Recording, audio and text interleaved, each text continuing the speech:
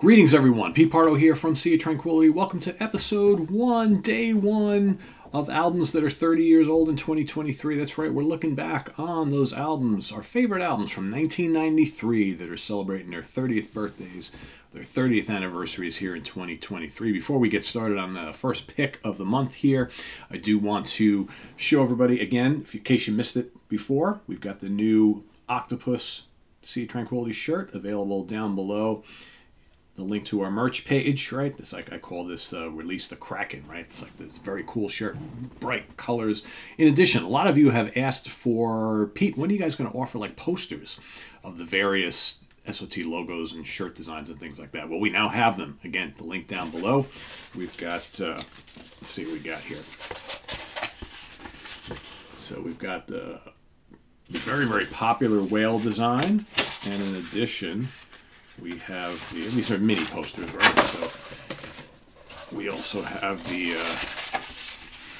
Kraken design, right? Very nice. It's on thick stock, so these will sit nice in a frame should you choose to do so. There's a whole bunch of other different designs available, so go check out the link down below for all the cool Sea of Tranquility stuff that we've got available now. Hats and hoodies and lots of t-shirts and things like that. Anyway, on to our pick of the day here as we look back on 1993. This is the second solo album from this vocalist and musician. It was released May 25th, 1993, recorded at River Sound Studios in New York, Hyperbolic Sound Studios in Hawaii, Clinton Recording in New York, and the Hit Factory in New York. So this was being kind of work was done on this all over the place, released on Reprise Records, produced by Walter Becker. It's Donald Fagen's second solo album, Kamakiriad. Kind of a concept album, so to speak. Right? All the songs on here are about a guy, the central narrator guy, who purchases a Kamakiri car. And this album is all about his adventures driving around the car, right? Kind of interesting. Also, this is the first time that former Steely Dan members Fagen and Walter Becker worked together in quite a number of years.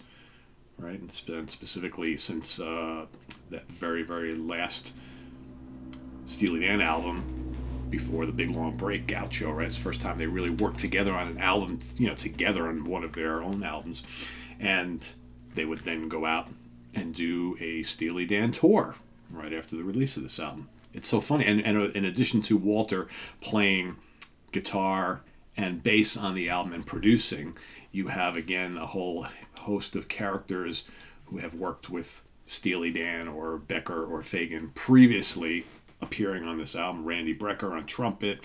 You got Roddy Cooper on saxophone. You got Lawrence Feldman on flute and sax. You got all sorts of people, on backing vocals and horns and things like that, and drums and whatnot.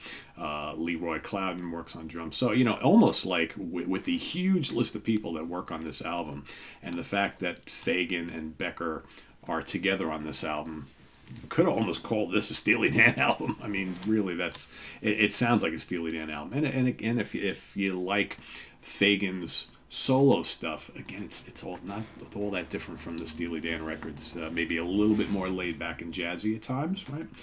But that voice is still there. The wonderful electric piano tones are still there. Some really great tracks on here. Again, it's not a ridiculously long album. There's 8 tracks. Well, not a lot of songs, but the songs themselves are fairly lengthy. Everything here is between like 5 and 8 minutes long. So if not all that different from latter period Steely Dan, right? So you got some really great tracks on here. Trans Island Skyway is a lot of fun. Rhythmically, these are really cool, kind of dense. Again, they're kind of laid back in the pocket, but there's and not a lot of soloing going on. But you do get some like sax and solos and things here and there. But these are more about textures and melodies and things like that. Counter Moon is really good. I really like On the Dunes, which is the longest track on the album at 8 minutes. That's really cool. And then Tea House on the Tracks is another really cool song. Snowbound, gorgeous. It's really well produced. Like I said, rhythmically very rich. Lots of cool instrumentation going on, but it all performs for the song. And of course, you got Fagen's really lovely vocals. So it's got such a unique voice, right? I say lovely vocals, but there's something about Donald Fagen's voice that's like it's different. But I find his vocals very, very appealing. There's a tone to his voice that I've always really, really liked. So yeah, Kamakiriad, fun album, second studio album from Donald Fagen. I still think, you know, if you look at all of their album, all of his albums, I should say, his solo albums, you know, The Night Flies, it's hard to not pick that as the favorite, as the strongest. But this is really good as well. Really, really good as well. Very strong and a lot of fun. So yeah, that's my pick for today. First day. Albums that are 30 years old in 2023. So 1993. A lot of good albums. Like I said, and I've mentioned this over the last couple of days. Like I've seen a lot of people in the comments and in the chat saying, "Oh my God, 1993! I wasn't listening to any new music in the 90s. There's really nothing good from the 90s. I don't have many 90s albums, all that sort of thing." Well, and a lot of people are like, "Oh, the 90s were terrible for music." It's like, well, they were terrible for popular music, I think. You know, unless you were really into like dance and hip hop and grunge and alternative and later in the decade nu metal, if you weren't into all those more popular styles and country and stuff, if you weren't into that, I can totally get you saying that. But a lot of the genres that we grew up and loved in the 70s and the 80s, a lot of those bands still making music.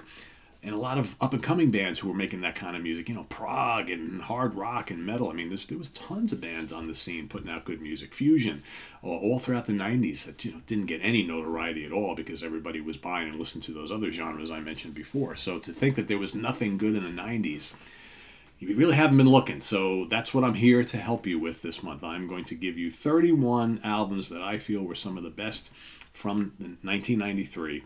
And again, most of the stuff here that I'm going to talk about were not big selling albums. In fact, I'd have to look over my list, but I don't know if there's anything on the list that were like a mega album. Most of these are under the radar stuff. Some of the bands might be kind of obscure to many of you, but that's okay, right? Because hopefully you'll hear about some stuff here this month that you will go and check out, and then maybe it'll be an album that you'll fall in love with. Maybe you'll find a few. So you never know, right? But I think it'll be a fun exercise to go through. So bear with me all month. Again, 5 to 8 minutes each day. Not a lot of time to just hopefully hear about something that you haven't heard before and then you'll want to go out and investigate it. So visit us on the web at www.seatranquility.org. We're on Facebook, we're on YouTube, all together, all the damn time. Please subscribe if you haven't already, and click on that notification bell so you get alert of all of our content as it posts. And please do hit the like button before you leave. And as I mentioned before, down below you'll have the links to our Ko-Fi page for channel donations, as well as our merch page where you can check out some cool Sea of Tranquility posters and shirts and all that good stuff. So thanks everybody for watching. List your pick for day one here as we look back on 1993, and we'll see you tomorrow morning for day two, right? So take care, everybody. Bye-bye.